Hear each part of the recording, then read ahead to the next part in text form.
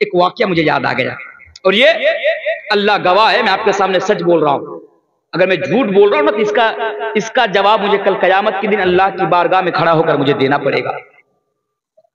جب میں دہلی کے اندر رہتا تھا تو میری ایک عادت تھی کہ ہر دن رات کو کھانا کھانے کے بعد تھوڑا تفریح کرنے کے لیے نکلتے تھے، ادھر ادھر گھومنے کے لیے نکلتے تھے، کھانا کھانے کے ڈنر کرنے کے بعد، کھانا کھانے سے پہلے آفٹر ڈنر کے بعد۔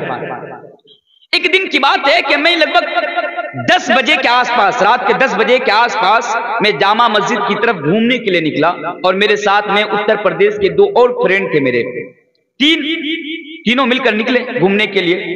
تو جامع مسجد کی سیڑھیوں کے بالکل نیچے میں، جہاں پہ ڈیلی بازار لگتا ہے، چھوٹی چھوٹی دکانیں لگتی ہیں، جو جامع مسجد گئے ہوں گے دہلی میں ان کو پتا ہے، ایک چادر بچھائے ہوئے ہیں اور اس کے اوپر 3 آدمی بیٹھے ہوئے ہیں اور بنگلہ زبان میں بات کر رہے ہیں، بنگلہ زبان میں۔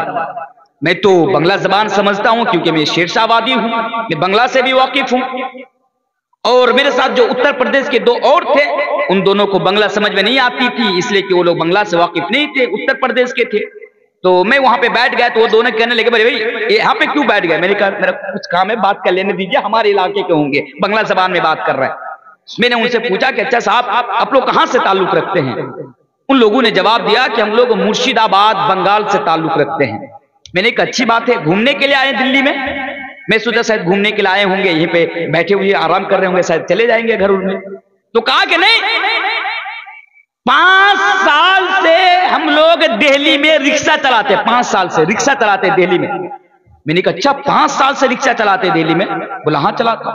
میں نے کہا پھر یہاں کیا کر رہی اتنی رات کو؟ تو ان میں سے ایک نے جواب دیا، آج بھی وہ جواب مجھے یاد ہے، کہا کہ صاحب ہم لوگ نا دن بھر رکشہ چلاتے ہیں اور رات میں آ کر جامع مسجد کی سیڑھیوں میں رات گزارتے ہیں، یہیں پہ رات گزارتے ہیں۔ اب میں دہلی کا رہنے والا ہوں تو مجھے معلوم ہے کہ کھلی چھت میں اور ادھر ادھر بدبو ہے، چاروں طرف بڑے بڑے مچھر ہے وہاں پہ۔ میں نے ان سے پوچھ ڈالا کہ صاحب آپ لوگ دن بھر رکشہ چلاتے ہیں، تھک جاتے ہوں گے، آپ لوگوں کے جسم کے اندر تھکاوٹ آ جاتی ہوگی، پھر کس طرح یہاں پر کھلی چھت کھلے آسمان میں آپ لوگ اس طرح رات گزار لیتے ہیں؟ اس سے بہتر تو یہی ہے نا کہ کسی روم کو کرائے پہ لے کر، رینٹ پہ لے کر کسی روم میں رات گزار لیں گے تو سکون کی نیند بھی آ جائے گی، تھکاوٹ بھی ختم ہو جائے گی، آپ کا موڈ بھی فریش ہو جائے گا اور دن بھر پھر آپ رکشہ چلا پائیں گے۔ جب میں نے کہا تو ان میں سے ایک نے کیا جواب دیا معلوم ہے؟ نوجوانوں اس کو سنو، باپ کو انگلی دکھانے والوں، باپ کو گھر سے نکالنے والوں، باپ کے سامنے سینہ تان کر بات کرنے والوں، اس جواب کو ہمیشہ یاد رکھنا۔ ان میں سے ایک نے جواب دیا کہ صاحب ہم لوگوں کو بھی معلوم ہے لیکن شاید آپ کو معلوم نہیں ہے، اور وہ یہ ہے کہ اگر ہم لوگ کسی روم کو رینٹ پہ لے کر، کرائے پہ لے کر اگر رات گزاروں گا تو کم سے کم 3 سے 4 ہزار روپیہ مہینے کا دینا پڑے گا۔ 3 سے 4 ہزار روپیہ جو روم کا مالک ہے، جو وانر ہے، ان کو دینا پڑے گا۔